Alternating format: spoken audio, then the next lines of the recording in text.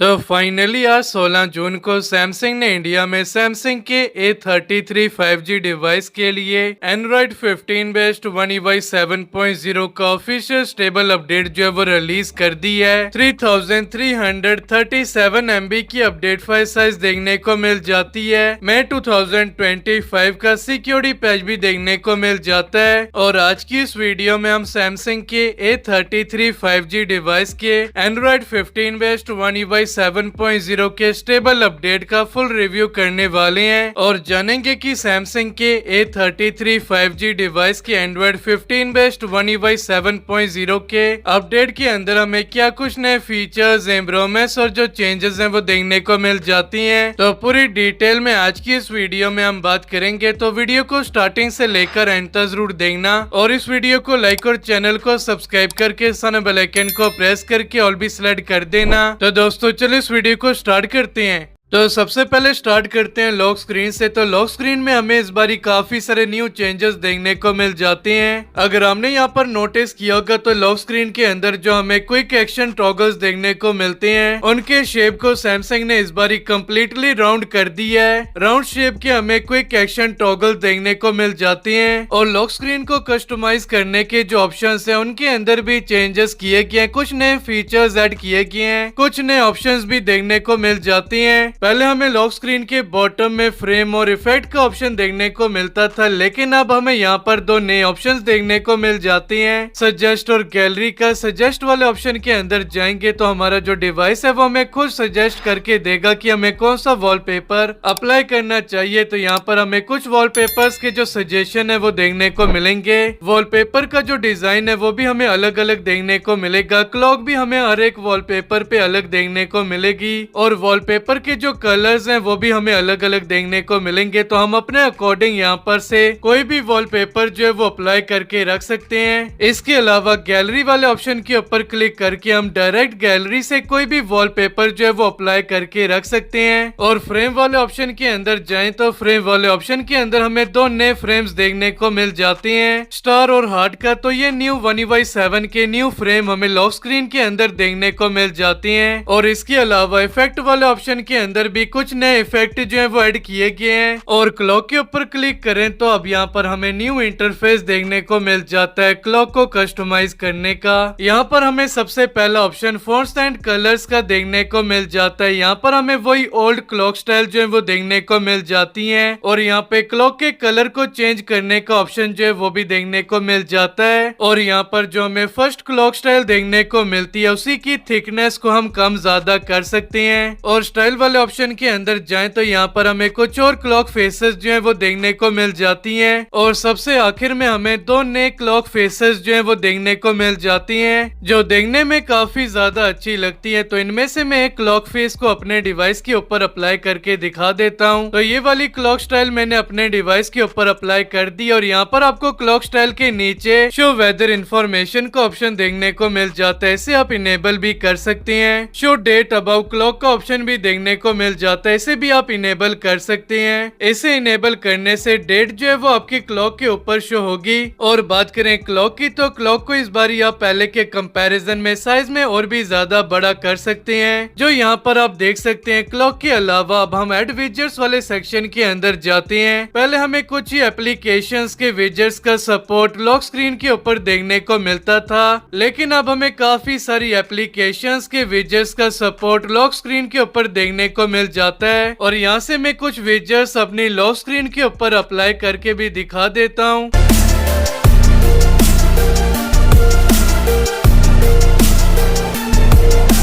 तो ये कुछ विजेट्स मैंने सिलेक्ट किए हैं। आप अपने अकॉर्डिंग कोई सा भी विजेट जो है वो सिलेक्ट करके रख सकते हैं। तो कुछ इस तरह से आप One UI 7 के अंदर अपनी लॉक स्क्रीन को कस्टमाइज कर सकते हैं। तो बात करें होम स्क्रीन की तो होम स्क्रीन के अंदर इस बार हमें मेजर चेंजेस देखने को मिल जाते हैं। सैमसंग की स्टॉक एप्लीकेशंस के जो आइकन्स है उन्हें कम्प्लीटली रिडिजाइन कर दिया गया है और काफी कलरफुल एप्लीकेशंस के जो आइकन्स है वो हमें इस बार देखने को मिल जाते हैं। और काफी सारे न्यू विजेट्स भी देखने को मिल जाती हैं। तो सबसे पहले हम विजेट्स वाले ऑप्शन के अंदर चले जाते हैं। तो यहाँ पर हमें सबसे पहले सजेशन में काफी सारे न्यू विजेट्स देखने को मिल जाते हैं। विजेट्स की शेप्स को सैमसंग ने इस बारी काफी ज्यादा रिडिजाइन किया है। इस बारी हमें सैमसंग की सभी एप्लीकेशंस के काफी सारे न्यू विजेट्स देखने को मिल जाते हैं। तो स्टार्ट करते हैं बैटरी के विजेट्स से। तो बैटरी के अंदर हमें इस बारी काफी सारे न्यू विजेट्स देखने को मिल जाते हैं। कैलेंडर के हमें काफी सारे न्यू विजेट्स देखने को मिल जाते हैं अलग अलग शेप और डिजाइन में। कैमरा के न्यू विजेट्स देखने को मिल जाते हैं। क्लॉक के न्यू विजेट्स देखने को मिल जाते हैं। डिवाइस गियर के न्यू विजेट्स देखने को मिल जाते हैं अलग अलग शेप और डिजाइन में। डिजिटल वेलबिंग के काफी सारे न्यू विजेट्स देखने को मिल जाते हैं अलग अलग शेप और डिजाइन में। गैलरी के न्यू विजेट्स देखने को मिल जाते हैं। मोड्स एंड रूटीन्स के न्यू विजेट्स देखने को मिल जाते हैं। नोट्स के न्यू विजेट्स देखने को मिल जाते हैं। रिमाइंडर के न्यू विजेट्स देखने को मिल जाते हैं। वॉइस रिकॉर्डर के विजेट देखने को मिल जाते हैं। वेदर की एप्लीकेशन के न्यू विजेट्स देखने को मिल जाते हैं। तो सैमसंग की स्टॉक एप्लीकेशंस के काफी सारे न्यू विजेट्स अलग अलग शेप और डिजाइन के अंदर देखने को मिल जाती हैं और आप विजेट्स को अपने अकॉर्डिंग अलग अलग शेप और डिजाइन में सिलेक्ट करके रख सकते हैं। तो यहाँ पर मैं आपको कैमरा का एक न्यू विजेट जो है वो अप्लाई करके दिखा देता हूँ। तो यहाँ पर अगर हम विजेट की सेटिंग्स के अंदर जाएं तो यहाँ पर अब आपको काफी सारे न्यू ऑप्शंस देखने को मिल जाते हैं। तो यहाँ पर आपको सबसे पहले शेप का न्यू ऑप्शन देखने को मिल जाता है। यहाँ पर आपको काफी सारी न्यू शेप्स देखने को मिल जाती हैं। टाइटल ऑन विजेट का ऑप्शन देखने को मिल जाता है। स्टार्टिंग मोड का ऑप्शन देखने को मिल जाता है। यहाँ से आप अपने अकॉर्डिंग कोई भी ऑप्शन जो है वो सिलेक्ट करके रख सकते हैं और विजेट बैकग्राउंड का ऑप्शन देखने को मिल जाता है जिसे आप अपने अकॉर्डिंग सिलेक्ट करके रख सकते हैं। सभी सेटिंग्स करने के बाद फिर आप सेव पे क्लिक करके विजेट को सेव कर सकते हैं और इसके अलावा विजेट्स में आपको रिसाइजिंग जो है वो भी काफी अच्छी देखने को मिल जाती है। जिस साइज में आप विजेट को रखना चाहेंगे विजेट जो है उसी साइज को अडेप्ट कर देगा। और इसके अलावा बात करें ऐप स्क्रीन की तो ऐप स्क्रीन के अंदर भी हमें मेजर चेंजेस देखने को मिल जाती हैं। तो सबसे पहले जो सर्च बार हमें टॉप में देखने को मिलता था वो अब हमें बॉटम में देखने को मिल जाता है जिसे अब हम वन हैंड से काफी आसानी से यूज कर सकते हैं। और इसके अलावा हमें सर्च बार पे जो 3 डॉट्स देखने को मिल जाते हैं अगर हम उस पर क्लिक करते हैं और फिर शॉर्ट वाले ऑप्शन के ऊपर क्लिक करते हैं तो अब यहाँ पर आपको अल्फाबेटिक ऑर्डर का एक ऑप्शन देखने को मिल जाता है। और अगर अब हम इसे सिलेक्ट करते हैं तो हमारे सैमसंग के डिवाइस के अंदर भी अब हमें वर्टिकल ऐप ड्रॉवर जो है वो देखने को मिल जाता है। तो अब आप सैमसंग के अंदर भी वर्टिकल ऐप ड्रॉवर को जो है वो यूज कर सकते हैं। और इसके अलावा अगर हम 3 डॉट्स पे क्लिक करके सेटिंग्स के अंदर जाएंगे तो यहाँ पर आपको ऐप साइज का एक नया ऑप्शन जो है वो देखने को मिल जाता है। तो यहाँ पर आपको एक स्लाइडर देखने को मिल जाता है। अगर मैं स्लाइडर को कम करूँ तो एप्लीकेशन के जो आइकन्स हैं वो छोटे हो जाएंगे और अगर मैं स्लाइडर को फुल कर दूं तो एप्लीकेशंस के जो आइकन्स हैं वो बड़े हो जाएंगे। और इसके अलावा आपको यहाँ पर ऐप लेबल्स और विजेट्स लेबल का ऑप्शन जो है वो भी देखने को मिल जाता है। और अगर मैं अब इन दोनों ऑप्शंस को ऑन कर दूं तो आप विजेट्स के नीचे विजेट्स का जो नाम है वो शो होगा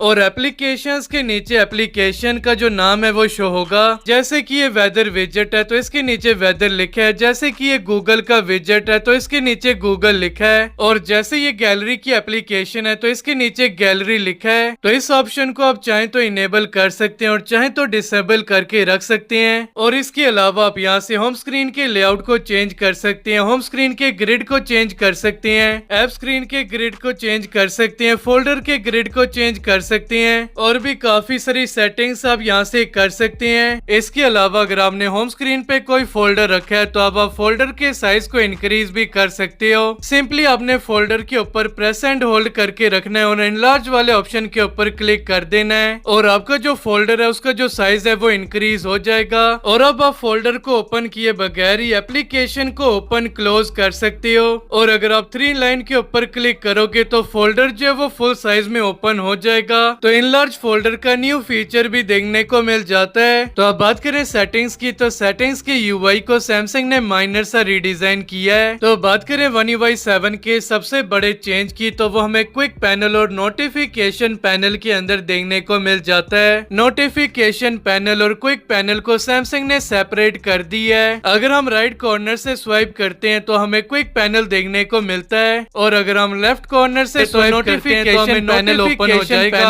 और अगर हम नोटिफिकेशन पैनल से राइट साइड को स्वाइप करेंगे तो क्विक पैनल ओपन हो जाएगा। तो कुछ इस तरह से हम क्विक पैनल और नोटिफिकेशन पैनल के अंदर स्विच कर सकते हैं। और इसके अलावा अगर हम पेंसिल वाले आइकन के ऊपर क्लिक करके पैनल वाले सेटिंग्स के अंदर आ जाएं तो यहाँ पर आपको सेपरेट और टुगेदर का ऑप्शन देखने को मिल जाता है। तो अगर हम टुगेदर वाले ऑप्शन को सिलेक्ट कर दें तो ये One UI 6 की तरह ही नोटिफिकेशन पैनल और क्विक पैनल को मर्ज कर देगा, जैसे कि One UI 6.0 के अंदर देखने को मिलता था। इसके अलावा अगर हम क्विक पैनल के अंदर जाकर पेंसिल वाले आइकन के ऊपर क्लिक करें तो यहाँ पर अब हम टच एंड होल्ड करके क्विक पैनल के ऑर्डर को जो है वो भी चेंज कर सकते हैं। जैसे कि यहाँ पर टॉप में वाईफाई और ब्लूटूथ का ऑप्शन देखने को मिल जाता है। इसे हम टच एंड होल्ड करके नीचे शिफ्ट कर देते हैं और ब्राइटनेस स्लाइडर और वॉल्यूम स्लाइडर को हम टॉप में शिफ्ट कर देते हैं। इसके अलावा आपको यहाँ पर एडिट का ऑप्शन देखने को मिल जाता है और एडिट के ऑप्शन पे क्लिक करके यहाँ पर आप स्मॉल टॉगल्स जो है उन्हें भी क्विक पैनल के अंदर ऐड कर सकते हैं। और यहाँ पर आपको स्मॉल टॉगल्स में सिर्फ 8 ही टॉगल्स शो हो रहे हैं, तो इसे भी आप प्रेस एंड होल्ड करके नीचे की तरफ स्वाइप करके और भी क्विक टॉगल्स को शो कर सकते हो।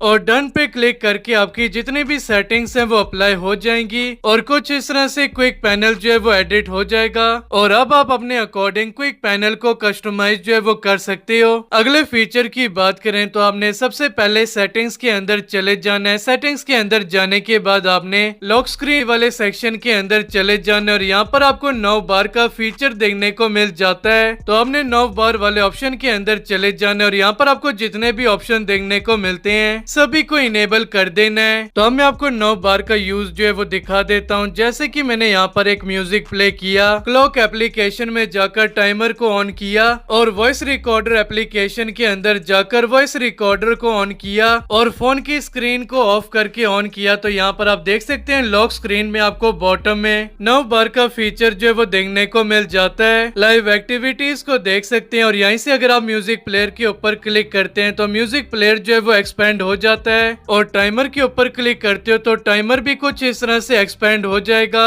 और इसी तरह से वॉइस रिकॉर्डर जो है वो भी एक्सपेंड हो जाता है। तो कुछ इस तरह का लॉक स्क्रीन पे आपको 9 बार का फीचर देखने को मिल जाता है और इसी तरह से आपको होम स्क्रीन पर भी लाइव एक्टिविटीज का जो फीचर है वो देखने को मिल जाता है। तो जैसे कि यहाँ पर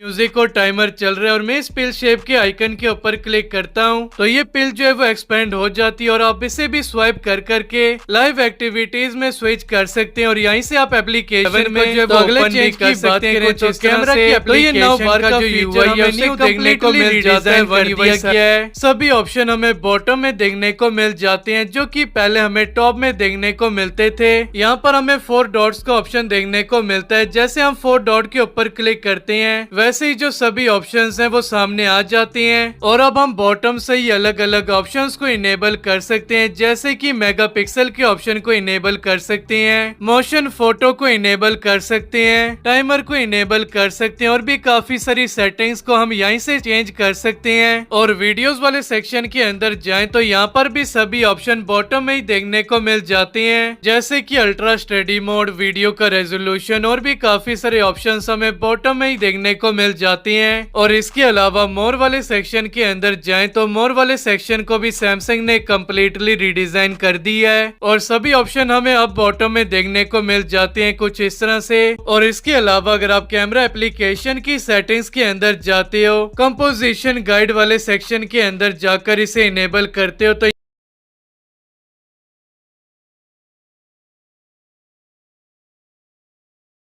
यहाँ पर अब आपको 3 ऑप्शन देखने को मिल जाते हैं। पहले यहाँ पर आपको ग्रिड लाइंस का और लेवल का अलग अलग ऑप्शन देखने को मिलता था, लेकिन अब आपको ये दोनों ऑप्शंस एक साथ भी देखने को मिल जाते हैं, ग्रिड लाइंस एंड लेवल का। इसे हमने सिलेक्ट कर देना है। तो यहाँ पर आप देख सकते हैं फोटो क्लिक करते समय आपको ग्रिड लाइन और लेवल को देखने को मिल जाता है। तो इस फीचर की मदद से अब आप एक परफेक्ट वीडियो और फोटो जो है वो क्लिक कर पाएंगे। और इसके अलावा आपको राइट टॉप कॉर्नर में वाटरमार्क आपको इनेबल और डिसेबल करने का जो ऑप्शन है वो भी देखने को मिल जाता है। इसके अलावा बात करें सैमसंग की फोन एप्लीकेशन की, तो फोन एप्लीकेशन के यूआई के अंदर भी माइनर से चेंजेस किए हैं, जैसे कि कीपैड, रिसेंट्स और कॉन्टेक्ट्स के ऑप्शन के ऊपर अब हमें आइकन जो है वो देखने को मिल जाते हैं, जो कि One UI 6 के अंदर देखने को नहीं मिलते थे। इसी तरह से सैमसंग की गैलरी की एप्लीकेशन के अंदर भी हमें पिक्चर्स, एल्बम्स और स्टोरी के ऊपर भी अब हमें आइकन्स जो है वो देखने को मिल जाते हैं। इसके अलावा कैलेंडर की एप्लीकेशन की यूआई के अंदर भी माइनर से चेंजेस किए गए हैं। इसके अलावा बात करें क्लॉक एप्लीकेशन की, तो क्लॉक एप्लीकेशन के यूआई के अंदर भी चेंजेस किए गए हैं। Alarm, world clock, stop watch और टाइमर के ऊपर भी हमें आइकन्स जो है वो देखने को मिल जाते हैं। इसके अलावा हमें क्लॉक एप्लीकेशन के अंदर कुछ नए फीचर्स भी देखने को मिल जाते हैं। 3 लाइन के ऊपर क्लिक करके सेटिंग्स में चले जाने और फिर वॉल्यूम वाले सेक्शन के अंदर आ जाना है। अब आप इसे इनेबल करके सेम वॉल्यूम सेट कर सकते हो सभी अलार्म के लिए, और अगर आप चाहते हैं कि आपको हर एक अलार्म पे अलग वॉल्यूम देखने को मिले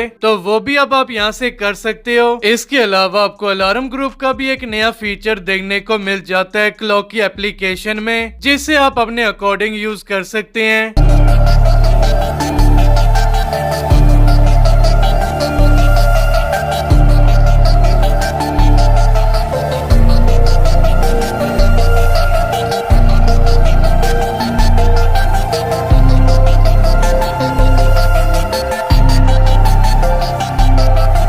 और इसके अलावा सैमसंग की माईफाइज एप्लीकेशन का जो यूआई है उसे भी रीडिजाइन कर दिया गया है। पहले यहाँ पर आपको जो कैटेगरीज के ऑप्शन देखने को मिलते थे वो आपको राउंडेड शेप में देखने को मिलते थे, लेकिन अब जो कैटेगरीज के ऑप्शन है ये आपको बॉक्सी शेप में देखने को मिल जाते हैं। और इसके अलावा आपको इंटरनल स्टोरेज और एसडी कार्ड की जो स्टोरेज है वो कितनी थी और कितनी यूज की गई है वो आपको पिल शेप के अंदर देखने को मिल जाती है। इसके अलावा अगर हम सेटिंग्स में जाएं और बैटरी वाले सेक्शन के अंदर चले जाएं तो अब यहाँ पर आपको काफी सारे न्यू फीचर्स जो हैं वो देखने को मिल जाते हैं। तो यहाँ पर आपको पहला फीचर पावर सेविंग का देखने को मिल जाता है, जो कि आपको पहले भी देखने को मिलता था, लेकिन इस फीचर के अंदर सैमसंग ने कुछ चेंजेस किए हैं। जैसे कि पहले आपका डिवाइस पावर सेविंग मोड को इनेबल करने के बाद सिर्फ 60 हर्ट्ज पे ही चलता था, लेकिन अब आपको यहाँ पर ऑप्शन देखने को मिल जाता है कि आपको अपने डिवाइस को 60 हर्ट्ज पे चलाना है या फिर हाई रिफ्रेश रेट पर। तो अगर आप set motion smoothness to standard वाले ऑप्शन को ऑफ करेंगे तो आपका जो डिवाइस है वो हाई रिफ्रेश रेट पर रन करेगा।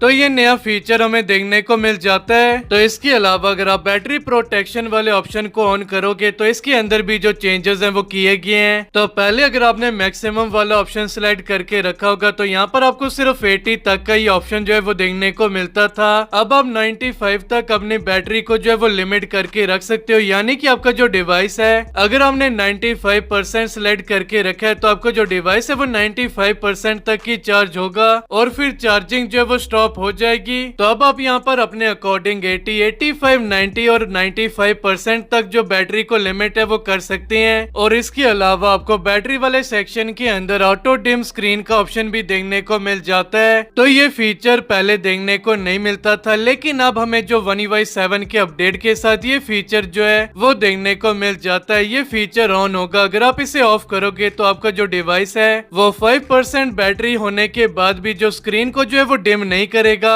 तो यहाँ से आप अपने अकॉर्डिंग इस फीचर को इनेबल और डिसेबल करके रख सकते हो। अगले फीचर की बात करें तो वो आपको एज पैनल के अंदर देखने को मिल जाता है स्मार्ट सेलेक्ट का। और जैसे कि मैंने यहाँ पर स्मार्ट सेलेक्ट के ऊपर क्लिक किया और यहाँ पर स्क्रीन का कोई एरिया जो है वो सिलेक्ट कर दिया कुछ इस तरह से, तो मैं स्क्रीन के इस एरिया में से टेक्स्ट को एक्सट्रैक्ट कर सकता हूँ। इस एरिया को सेट एज वॉलपेपर भी सिलेक्ट कर सकता हूँ। 3 डॉट्स के ऊपर क्लिक करके इस एरिया का मैं GIF भी क्रिएट कर सकता हूँ। इस एरिया को क्रॉप कर सकता हूँ, पिन कर सकता हूँ, कॉपी कर सकता हूँ, शेयर कर सकता हूँ और डाउनलोड भी कर सकता हूँ। तो ये सारे फीचर हमें स्मार्ट सेलेक्ट वाले फीचर के अंदर देखने को मिल जाते हैं। तो काफी यूजफुल फीचर है स्मार्ट सेलेक्ट का, जो कि हमें One UI 7 के साथ देखने को मिल जाता है। इसके अलावा अगर आप सेटिंग्स में जाएं और सर्च वाले ऑप्शन के ऊपर क्लिक करें तो यहाँ पर आपको सेटिंग्स का जो सर्चिंग का यूआई है उसे कम्प्लीटली रिडिजाइन कर दिया गया है। यहाँ पर आपको काफी सारे ऑप्शन जो है वो पहले से ही देखने को मिल जाते हैं, जैसे कि वर्स न्यू इमरजेंसी, परफॉर्मेंस, बैटरी, नाइट और भी काफी सारे जो ऑप्शंस है वो आपको यहाँ पर पहले से ही देखने को मिल जाते हैं। और इसके अलावा अगर आप यहाँ पर कुछ भी सर्च करते हैं, जैसे कि मैंने यहाँ पर एडवांस सर्च किया है, तो एडवांस के रिलेटेड जो ऑप्शंस है वो कहाँ पर देखने को मिल जाते हैं, वो सारे ऑप्शन यहाँ पर शो होते हैं। तो ये काफी कमाल का फीचर हमें One UI 7 के साथ देखने को मिल जाता है। इसके अलावा अगर हम एडवांस फीचर वाले सेक्शन के अंदर जाएं तो यहाँ पर हमें काफी सारे नए ऑप्शन जो है वो देखने को मिल जाते हैं। तो यहाँ पर हमें गेम बूस्टर सेटिंग्स के अंदर काफी सारे नए फीचर्स और चेंजेस जो है वो देखने को मिल जाते हैं। तो यहाँ से आप गेम बूस्टर की सेटिंग्स को जो है वो अपने अकॉर्डिंग चेंज कर सकते हैं। काफी सारे नए ऑप्शंस हमें गेम बूस्टर की सेटिंग के अंदर देखने को मिल जाते हैं। इसके अलावा हमें गैलेक्सी अवतार का एक नया फीचर जो है वो भी देखने को मिल जाता है। गैलेक्सी अवतार वाले ऑप्शन के अंदर जाकर आप अपने अकॉर्डिंग जो अवतार है वो क्रिएट कर सकते हैं और गैलेक्सी अवतार को अपने अकॉर्डिंग यूज कर सकते हैं। इसके अलावा कुछ और चेंजेस की बात करें तो रिसेंट एप्लीकेशन का जो यूआई है उसे कम्प्लीटली रिडिजाइन कर दिया गया है और रिसेंट एप्स की जो स्मूथनेस है उसे भी इम्प्रूव किया गया है। इसके अलावा एप्लीकेशन और विजेट्स की जो ओपनिंग और क्लोजिंग एनिमेशन है उनको भी काफी ज्यादा स्मूथ कर दिया गया है और काफी ज्यादा स्मूथ एनिमेशन हमें यूआई के अंदर देखने को मिल जाते हैं। और इसके अलावा चार्जिंग के एनिमेशन को जो है वो कम्प्लीटली रिडिजाइन कर दिया गया है। होम स्क्रीन पर हमें कुछ 9 बार चार्जिंग का एनिमेशन देखने को मिल जाता है और लॉक चार्जिंग की साउंड को भी चेंज कर दिया गया है और डिवाइस को अनलॉक करते समय अब हमें एक नया एनिमेशन देखने को मिल जाता है। साथ ही में हमें नई साउंड जो है वो भी देखने को मिल जाती है। डिवाइस को ऑफ करने पर भी हमें न्यू साउंड जो है वो देखने को मिलती है। और इसके अलावा वॉल्यूम पैनल का जो यूआई है उसे भी रिडिजाइन किया गया जो देखने में काफी ज्यादा अच्छा लगता है। और ये सभी फीचर्स, इंप्रूवमेंट्स और जो चेंजेस हैं One UI 7.0 के अंदर देखने को मिल जाते हैं। तो अगर आप सैमसंग के 33 5G डिवाइस इंडिया में यूज करते हैं और चाहते हैं One UI 7 के स्टेबल अपडेट को करना, तो आप इस अपडेट को कर सकते हैं। तो आज की इस वीडियो में बस इतना ही। अगर आपको ये वीडियो अच्छी लगी तो वीडियो को लाइक, चैनल को सब्सक्राइब करके सन बेल आइकन को प्रेस करके ऑल भी सिलेक्ट कर देना। तो दोस्तों तब तक के लिए गुड बाय, मिलते हैं नेक्स्ट वीडियो में।